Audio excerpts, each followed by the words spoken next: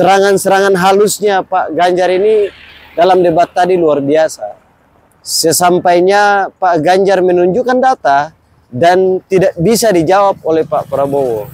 Ketemu lagi dengan beta Bung Redi Walang Bacarita. Apapun ceritanya yang penting bermanfaat. Dari Kota Lama, Semarang untuk Indonesia. Teman-teman Walang Bacarita, Pilpres sudah mau dekat.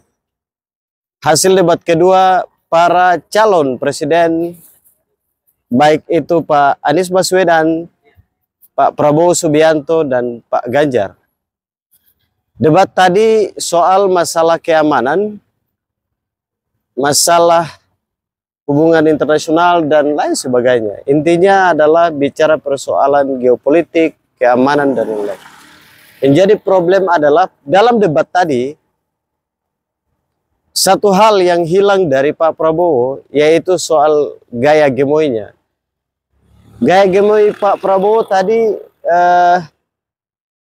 dia tidak hadir dalam debat itu. Saya nggak tahu gemoynya apakah sudah ditangkap, gemoynya lagi capek, si gemoynya hari ini lagi liburan, saya nggak tahu. Tapi yang jelas, debat tadi itu nggak asik karena gemoynya Pak Prabowo itu hilang. Yang kedua adalah serangan bertubi-tubi dari Pak Anies dan serangan balik juga bertubi-tubi dari Pak Prabowo. Dalam debat, ini hal yang luar biasa. Itu memang namanya debat ya debat. Tetapi ingat, debat tanpa data juga itu adalah masalah. Tadi ada serangan balik juga dari Pak Ganjar ke Pak Prabowo. Jadi tadi ada beberapa pengamat menyampaikan bahwa kok ini seolah-olah lagi kompak antara Pak Ganjar bersama Pak Anies, atau sebaliknya Pak Anies dengan Pak Ganjar, mereka kompak untuk serang Pak Prabowo. Ini yang tadi kita sama-sama menyaksikan bahwa memang debatnya seru, tapi serangannya juga seru. Lalu Pak Ganjar memang agak nakal sebenarnya. Pak Ganjar ini, Pak Prabowo sudah muji-muji, bersepakat, tapi terakhir serangan-serangan halusnya Pak Ganjar ini dalam debat tadi luar biasa. Sesampainya Pak Ganjar menunjukkan data dan tidak bisa dijawab oleh Pak Prabowo.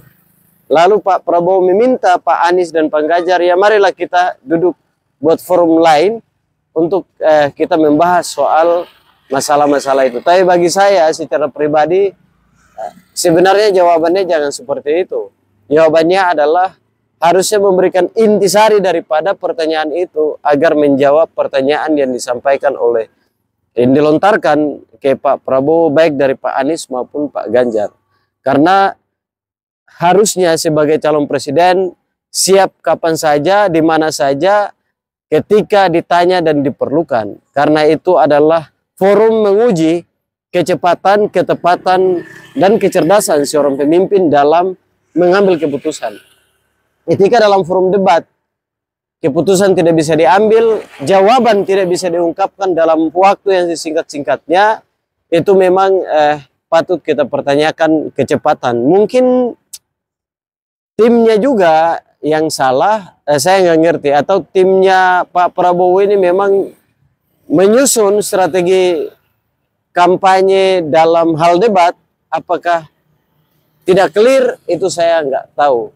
Tapi yang jelas tadi dalam debat itu memang Pak Prabowo, beliau dihantam betul dalam debat itu, dan sepertinya kalau tadi saya lihat Pak Prabowo memang agak emosi. Itu yang menjadi hal yang tadi jadi tontonan masyarakat Indonesia.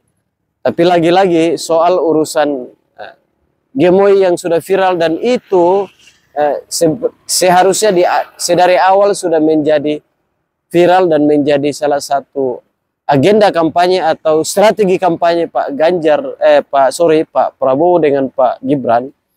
Itu tadi hilang, jadi ya nggak asik gitu kalau gemoy itu tidak ada dalam debatnya Pak Prabowo.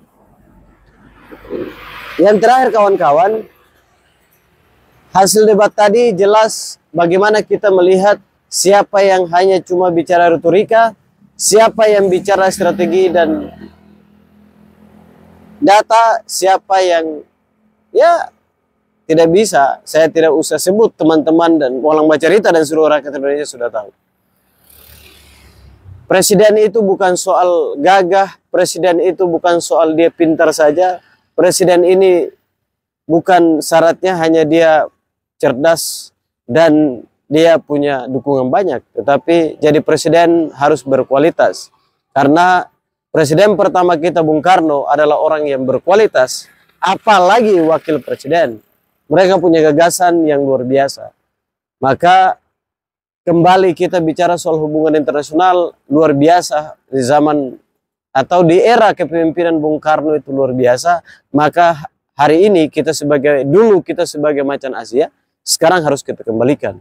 Maka yang terpenting adalah kita harus memilih presiden yang betul-betul punya ide, punya gagasan, dan bisa membawa Indonesia dari cengkeraman KKN, membawa Indonesia keluar dari cengkeraman para kapitalis, membawa Indonesia keluar daripada korupsi, kolusi, dan nepotisme itu, dan kembali lagi bisa membawa Indonesia ke kancah internasional yang lebih baik.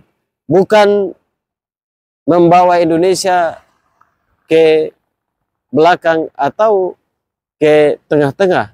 Indonesia harus terbang karena logo kita adalah Garuda. Garuda itu harus terbang. Bukan burung Garuda itu dia hanya terbangnya di sekeliling, atau dia harus tenang, dia harus duduk saja, nggak mungkin. Burung Garuda itu harus terbang tinggi. Indonesia, bangsa dan negara yang luar biasa, rakyatnya luar biasa.